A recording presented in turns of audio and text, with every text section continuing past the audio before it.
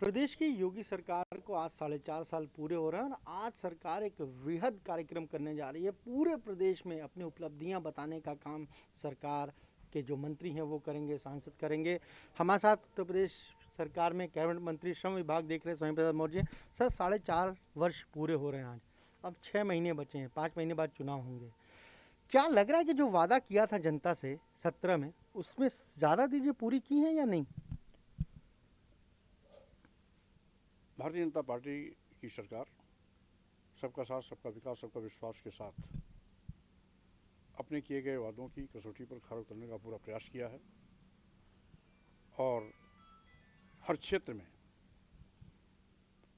जहां पूरे उत्तर प्रदेश में चतुर्दिक विकास की बयार बह रही है, 6 लेन 8 लेन की रोडें बन रही हैं, Purvanchal expressway, Bundelkhand expressway, Ganga expressway जैसी बड़ी बड़ी परियोजनाएं चल रही हैं। वहीं पर शहर गांव हर जगह अच्छी सड़कों का जाल बिछा हुआ है। एक और बड़े पैमाने पर हवाई जहाज़ लाने की व्यवस्था की जा रही है, यानी हवाई अड्डे का निर्माण हो रहा है। 5 अंतर्राष्ट्रीय हवाई अड्डे बनकर के निर्माण हो गए हैं। हर जिले में हवाई पट्टी बनाए जाने का योजना चल रही है। साथ ही साथ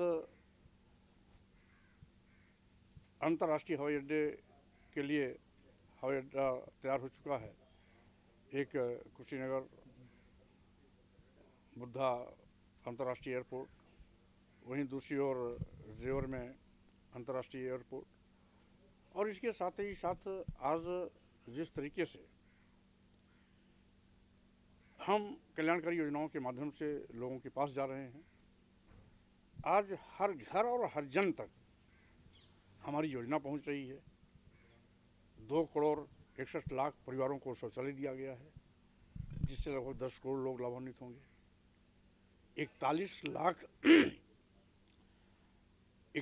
लाख अब तक हम प्रधानमंत्री आवास दे चुके हैं। 1 करोड़ 17 लाख परिवारों को हमने 5 लाख रुपए तक निःशुल्क चिकित्सा योजना से आच्छादित किया है, आयुष्मान भारत योजना के अंतर्गत, जिसमें लगभग 6.5 करोड़ लोग लाभान्वित हो रहे हैं। इसी प्रकार से हमने 1 करोड़ 32 लाख गाँवों को, जहां अभी तक अंधेरा था, बिजली नहीं थी, उनको निःशुल्क बिजली का कनेक्शन दे करके आच्छादित किया, जिससे लगभग 7 करोड़ परिवार आच्छादित हो रहे हैं।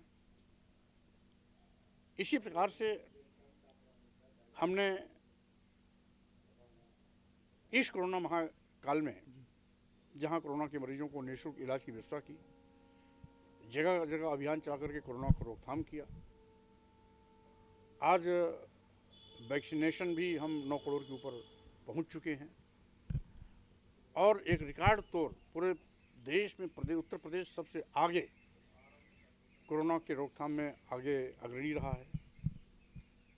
वहीं पर कोरोना काल में कोई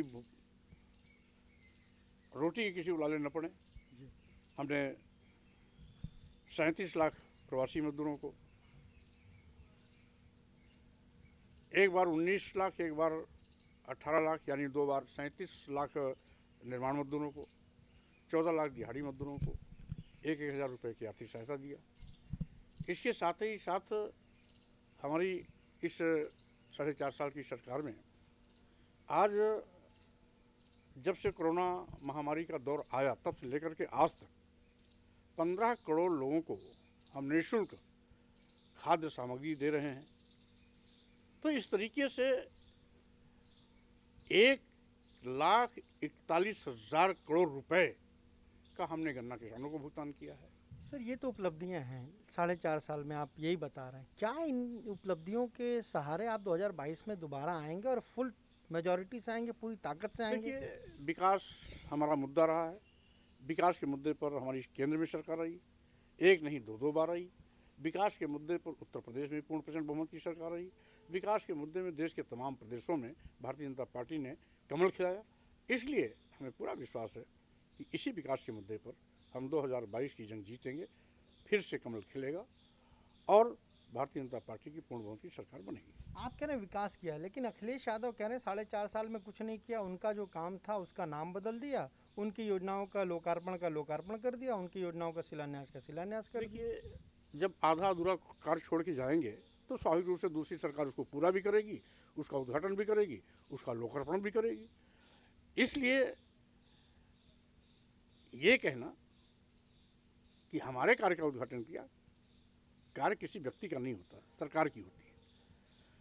आप लायक होते अपने ज़माने में सारे कार्यों को पूरा करके गए होते, आप तो आधा अधूरा छोड़ गए। आप झूठी बाबा ही लूटने की कोशिश किया और हमने आपके अधूरे कार्य को पूरा भी किया, उसका लोकार्पण भी किया, जनता को समर्पित किया। आपको तो मुझे उल्टा धन्यवाद देना चाहिए और धन्यवाद देने के बजाय उल्टा आप कोस रहे हैं। इसलिए अब विरोधी पार्टियों के पास कोई मुद्दा तो है नहीं, इसलिए अनाप शनाप बयानबाजी के लिए वो आदी हो चुके हैं और उसको हम लोग अन्यथा नहीं लेते। 4.5 साल से आप श्रम विभाग के मंत्री हैं, अभी भी कुछ कमी आपको लगती है कि अभी ये काम करना है? 6 महीने का चूंकि पूर्ववर्ती सरकार मात्र एक योजना चलाती थी, हम उसके एवज में 18 योजना चला रहे हैं। हमने अपने इसी 4.5 साल के कार्यकाल में लगभग 2000 करोड़ रुपए कई योजनाओं का लाभ मजदूरों को दिया है। इसके साथ ही साथ हम सेवायोजन विभाग हमारे पास है। पूर्ववर्ती सरकार 5 साल में 1,83,000 लोगों को नौकरी दी थी।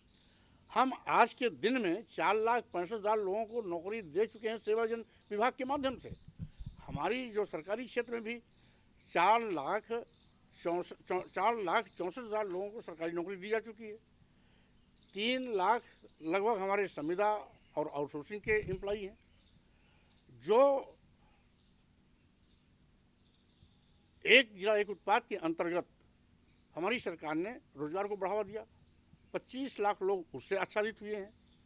इसके साथ ही साथ जो हमारा सूक्ष्म लघु एवं मध्यम उद्योग है, उसने जो अपना आर्थिक सहयोग देकर के लोगों को उद्योगों की स्थापना के लिए अग्रसित किया, उसमें भी लगभग 2 करोड़ के लोग रोजगार से जुड़े हुए हैं।